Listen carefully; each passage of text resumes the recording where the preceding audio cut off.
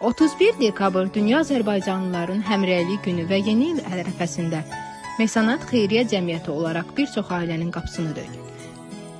Könüllülərimizin dəstəyi ilə Mehtəbadda yaşayan 2 uşaqlı ailəyə bayram sevinci bəxş etdik. Onlara yeni il sovqatları verildi, ailəyə isə maddi dəstək görüldü. Bəlkə də bu yardım böyük bir problemi həll etmir, amma bilirik ki, bu ailəyə az belə olsa sevinç bəxş etdik, uşaqların üzündə təbəssüm yaratdıq.